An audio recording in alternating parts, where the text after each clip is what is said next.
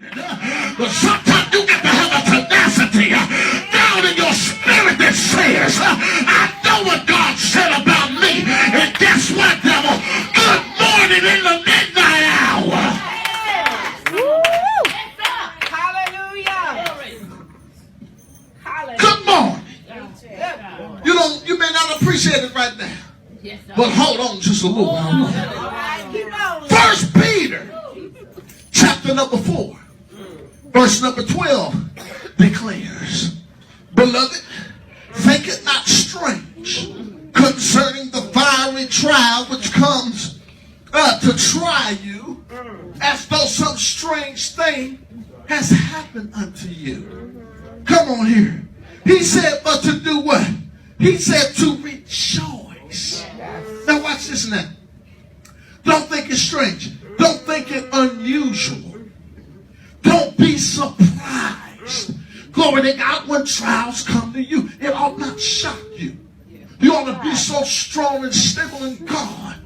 You ought to be like a tree that's planted by the river of water, that when the storm comes, when trouble comes, glory to God, when folks start acting funny on you, it don't catch you by surprise.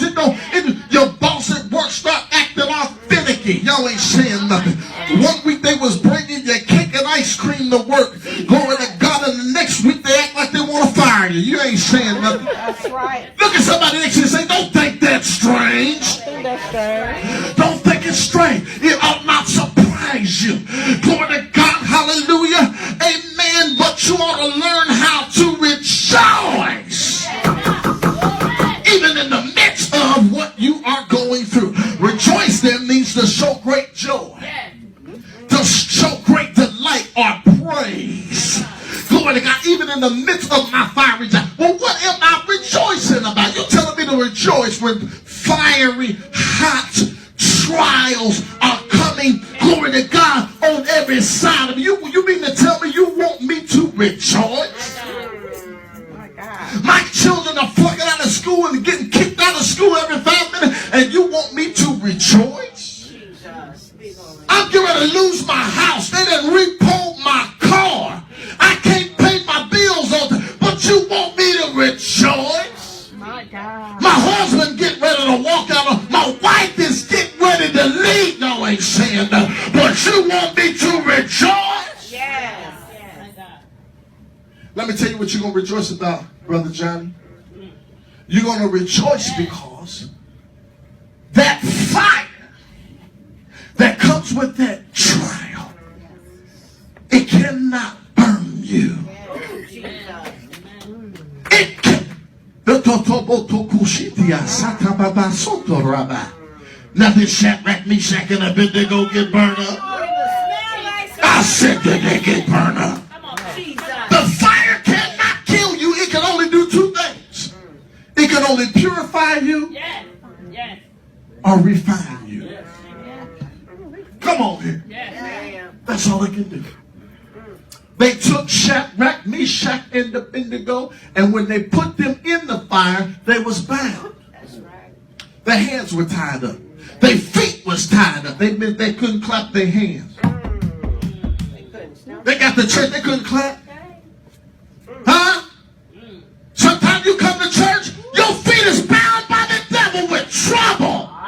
That's on your mind.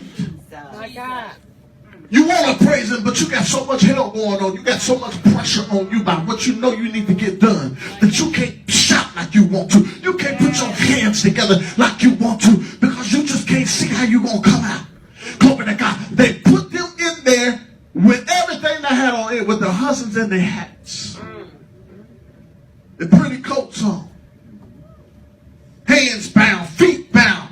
Threw them on over into the fire, and before they threw them in, Evangelist Frazier, the king told them to turn the heat up.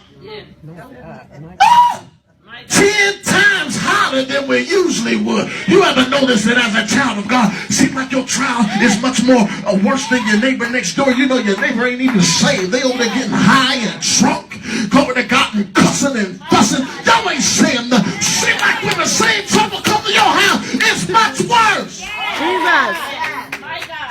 You say to yourself, no, they don't even go to